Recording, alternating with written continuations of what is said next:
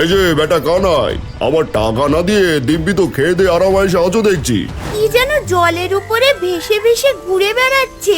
এদিকে মহাজনের কাছে দেনার টাকাও জমে পাহাড় হয়ে গেছে। আহা, আমি তো এই রকম বড় মাছ জীবনেও খাইনি। যদি সে জানতে পারে আমরা তার টাকা না দিয়ে পুকুর থেকে মাছ ধরে ভালো মন্দ খাচ্ছি, তাহলে তো টাকার জন্য উঠে পড়ে চাপ দেবে।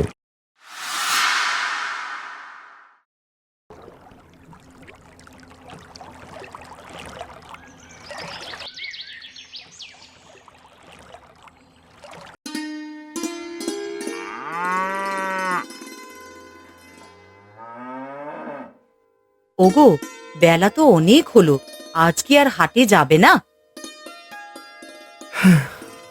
না গো গিন্নি, আজ শরীরটাও ভালো লাগছে না। দিনরাত শুধু চিন্তা আর চিন্তা, সেই চিন্তাতেই শরীর যেন শুকিয়ে যাচ্ছে। কেন বাবা, কি হয়েছে তোমার? তুই বুঝবি না রে মা এসব। ওগো, আমাদের এই অভাব কি আর কোনোদিন ঘুঁচবে না? এদিকে মহাজনের কাছে দেনার টাকাও জমে পাহাড় হয়ে গেছে। যতটুকু রোজগার করি তা দিয়ে খেয়ে পড়ে বেঁচে থাকাটাই কঠিন হয়ে গেছে। এই যে শোনো, সবসময় এত দুশ্চিন্তা করো না তো। চিন্তা করে তো কিছুই হবে না, উল্টে নিজের শরীরটা নষ্ট করছো শুধু। হ্যাঁ বাবা, মা ঠিকই বলছে, এইসব ভাবনা বাদ দাও তো। আচ্ছা ও মা, আজ কি রান্না করবে গো? সেই তো ভাবছি রে মা, ঘরে কিছুই যে নেই, কি রান্না করব মাথাতেই আসছে না। ওগো, আজ তো তুমি বাড়িতেই আছো, এক কাজ করো না, আমাদের পুকুর পাড় থেকে কচু নিয়ে আসো, আজ না হয় কচুর শাক রান্না করব।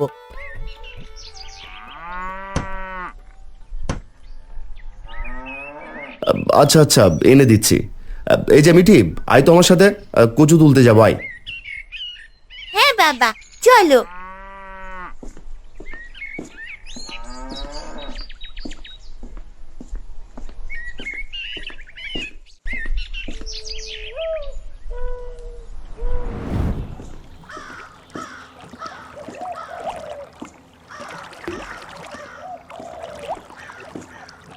বাবা বাবা, দেখেছো পুকুর পাড়ে তো কত কচু হয়েছে গো বাবা।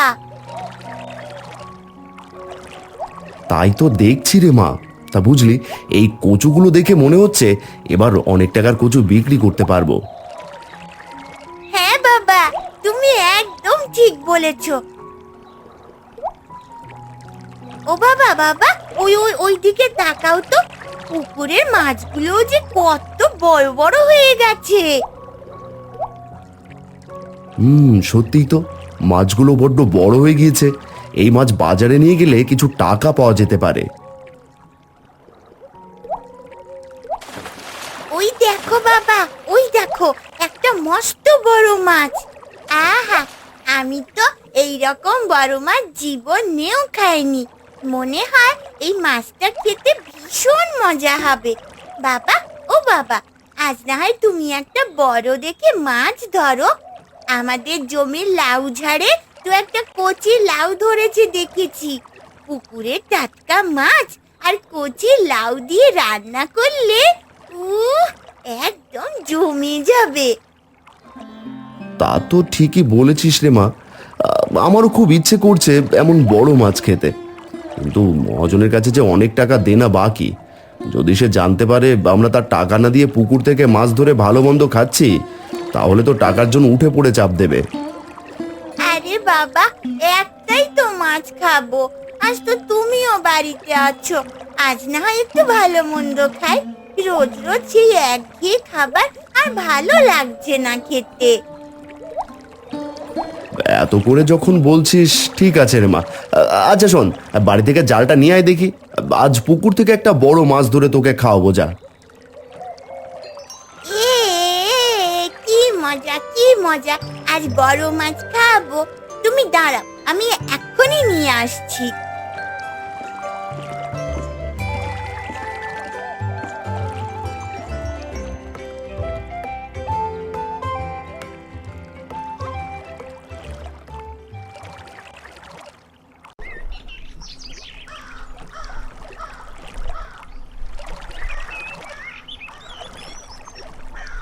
ওই যে দেখে মনে হচ্ছে কানাই আর তার মেয়ে, ঠিকই চিনেছি। যাই তো, আজকে টাকার জন্য তাগাদা দিই, অনেক দিন হয়ে গেছে। বাবা বাবা বাবা, দেনা পাওনা শোধ না করে এই দিব্যি দেখি মাছ ধরছো। এই পুকুরে তো কত বড় বড় মাছ হয়েছে।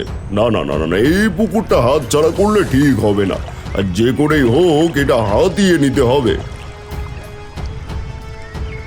এই যে বেটা কানাই, আমার টাকা না দিয়ে দিব্যি তো খেয়ে দিয়ে আরামাইসে আছো দেখছি। তা আমার টাকা কবে দিবি শুনি? অনেকদিন তো হলো।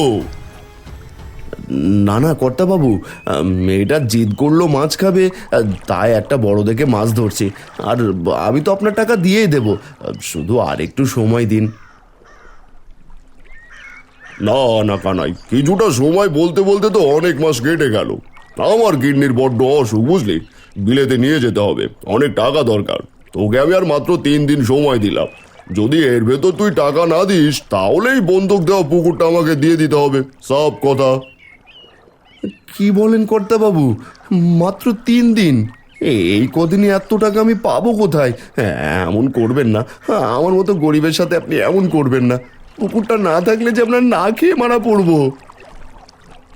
তুই মরবি না বাঁচবি ওটা আমার দেখার বিষয় নয়। কানাই, মনে রাখিস 3 দিনের মধ্যে হয় টাকা দিবি, না হয় এই পুকুর।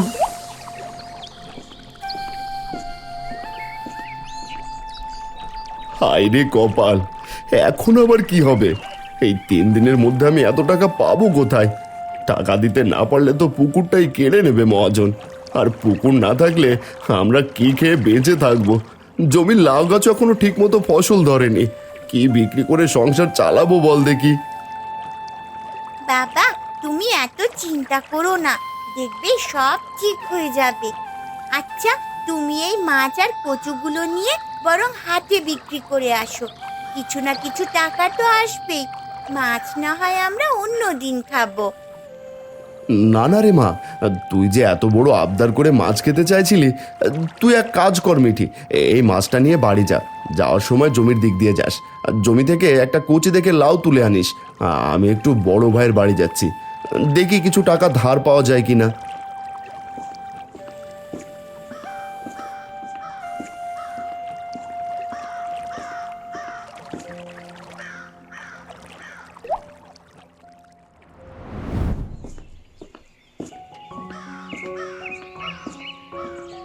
এই মিটি, মিটি, দাঁড়া দাঁড়া, শোন।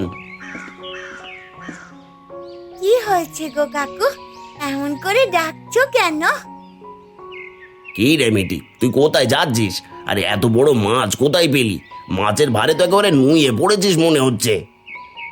আমাদের পুকুর থেকে পেয়েছি গো কাকু। পুকুরে এখন বেশ কয়েকটা বড় বড় মাছ হয়েছে। আজ বাবা একটা মাছ ধরেছে। তা তো বেশ, তা তো বেশ। তা বল দেখি, এদিকে কোথায় যাচ্ছিস? আমাদের লাউ খেতে যাচ্ছি গো কাকু। লাউ জাংলা থেকে একটা কচি লাউ আনবো, মাছের সঙ্গে মা রান্না করবে। তাই নাকি? তবে তো আজ তোর ঘরে একেবারে জম্পেশ ভোজ হবে। মাছের মুড়ি দিয়ে লাউ ঘন্ট, উফ, এই ভাবতেই জিভে জল চলে আসছে। শোন মিটি, এমন মাছ আবার ধরলে একদিন আমাকেও নিমন্ত্রণ দিবি কিন্তু, হ্যাঁ? আচ্ছা কাকু, অবশ্যই দেব। এখন যাই, মা অপেক্ষা করছে।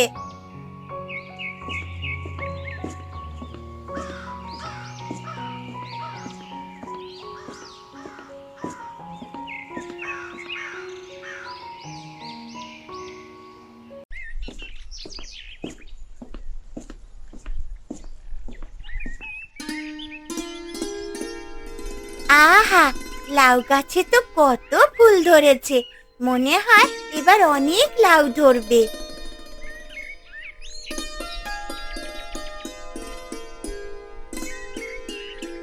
যাক, একটা কচি লাউ পেলাম। যাই, এটা ঘরে নিয়ে যাই, মাকে বলবো এই লাউ আর মাছের মাথা দিয়ে রান্না করতে। উফ, কি যে স্বাদ হবে।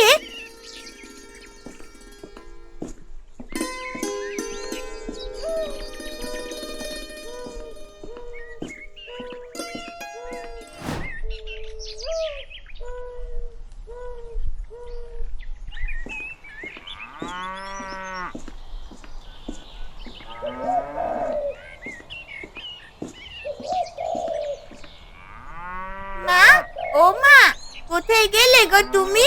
বাইরে আসো তো একটু।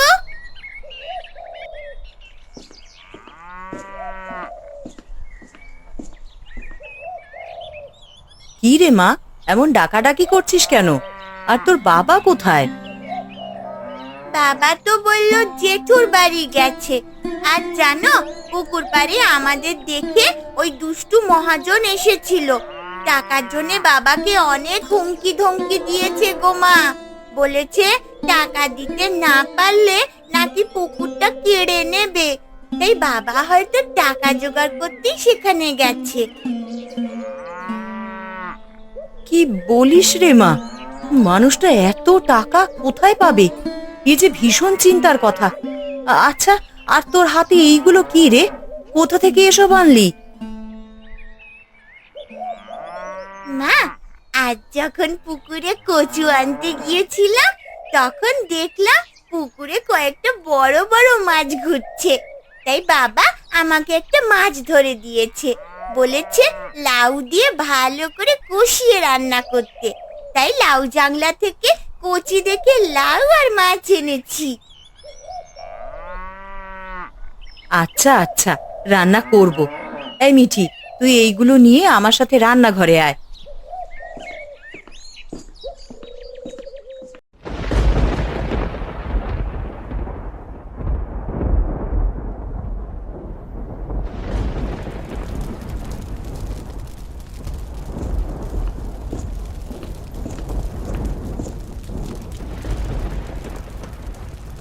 কি গো, এইভাবে হঠাৎ বসে পড়লে কেন?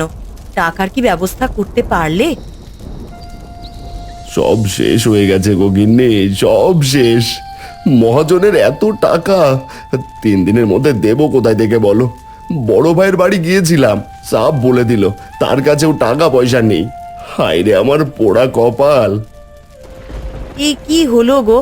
এত টাকা এখন মহাজনকে কিভাবে দেব বলো? জানি না গো গিন্নি, তাই তো বসে বসে ভেবেই চলেছি।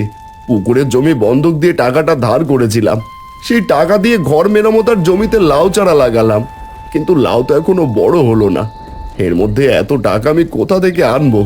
পুকুরে কয়েকটা বড় মাছ উঠেছিল, ভেবেছিলাম সেগুলো বিক্রি করে কিছুদিন সংসার চালাবো। এখন দেখি সেটাও কপালে নেই। কেন গো, কি হয়েছে আবার? বুঝতে পারছো না গিন্নি, মহাজনকে টাকা দিতে না পারলে তো পুকুরের জমিটাই দিয়ে দিতে হবে। তখন আমাদের সংসার কিভাবে চলবে? কি খেয়ে বাঁচবো আমরা বলো দেখি? শোনো, এখনই এত হতাশ হয়েও না। ভগবান আছেন, নিশ্চয়ই কোনো না কোনো পথ তিনি বের করে দেবেনই। তুমি এখন হাত মুখ ধুয়ে মেয়েটাকে নিয়ে খেতে বসো তো। ও তো সেই কখন থেকে না খেয়ে তোমার জন্য বসে আছে। হ্যাঁ গিন্নি, তাই করছি। জানো, মেয়েটাকে আমি কোনোদিনও আজ তো বড় একটা মাছ কিনে খাওয়াতে পারিনি। ভাগ্যি শেষমেশ একটা মাছ মেয়েটার জিভে জোটাতে পেরেছি, এটাই ভাগ্যি। কে জানে আবার কোনোদিন এমন মাছ খাওয়াতে পারবো কিনা। এমন কথা বলো না তো, সব ঠিক হয়ে যাবে দেখো। চলো, মেয়েটাকে নিয়ে খেতে বসো। আকাশটা দেখেছো, কালো হয়ে আসছে, মনে হচ্ছে বৃষ্টি নামবে। আচ্ছা গিন্নি, আচ্ছা। আমার মিঠিমা কোথায় গো? মেয়েটা ঘরেই আছে গো, তুমি গিয়ে তাকে ডেকে আনো, আমি বরং খাবার বাড়ছি।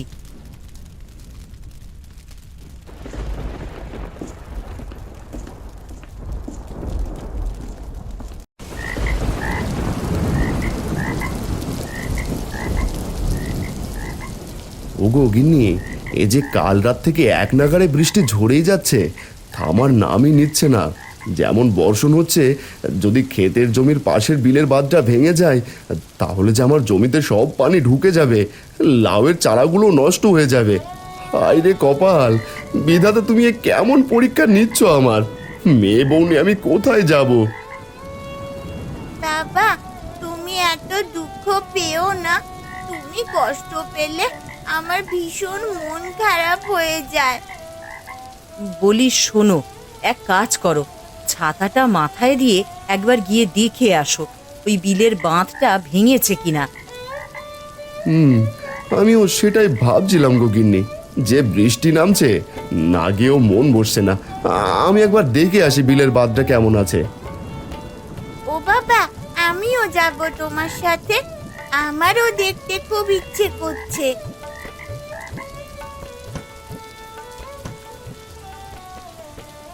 তুইও যাবি? আচ্ছা আয় তবে। ও গিন্নি, আমি চললাম গো।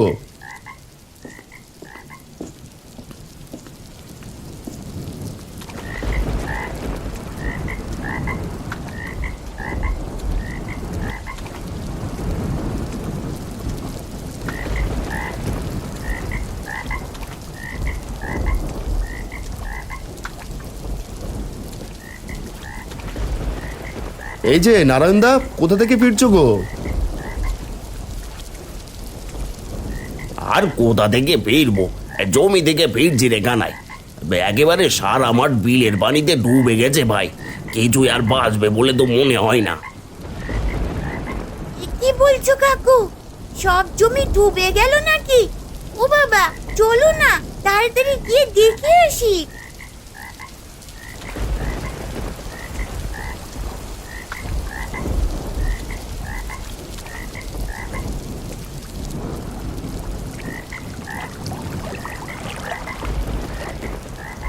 এ কি গো বাবা, পুরো জমি তো পানিতে থই থই করছে, লাউ গাছগুলো সব ডুবে গেছে দেখছি, সব তো শেষ হয়ে গেল বাবা।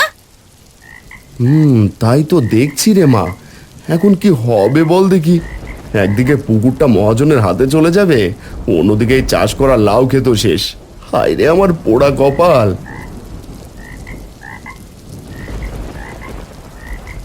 ও বাবা, বাবা ওই দেখো দেখো, ওইগুলো ওই যে লাল লাল মতন কি যেন জলের উপরে ভেসে ভেসে ঘুরে বেড়াচ্ছে, ওই লাউয়ের ঝোপের নিচে দেখো।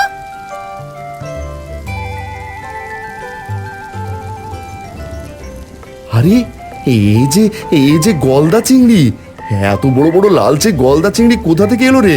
হাই হাই, পুরো জমি ভরে গেছে তো। নিশ্চয়ই বিল থেকে বানের জলে ভেসে এসেছে। বাবা, ইস, এত গলদা চিংড়ি বাজারে বিক্রি করলে যে অনেক টাকা পাওয়া যাবে। শুনেছি গলদা চিংড়ির বেশ চড়া দাম। তুমি এখনই বাড়ি থেকে জাল নিয়ে এসো। হ্যাঁ রে মা, তাই তো। তুই এক কাজ কর, বাড়ি গিয়ে তোর মাকে বল জালটা নিয়ে আসতে, আমি এখানেই আছি। ঠিক আছে বাবা, আর শোনো, জমিতে এখন থেকে লাউয়ের সাথে চিংড়িও চাষ করবে, এতে আমাদের সংসারটা গুছিয়ে যাবে। হ্যাঁ রে মিঠিমা, তাই করছি। সত্যি ভগবান কাউকে নিরাশ করে না। আজ বুঝলাম দুঃখের ভেতরেও সুখের রাস্তা লুকিয়ে থাকে।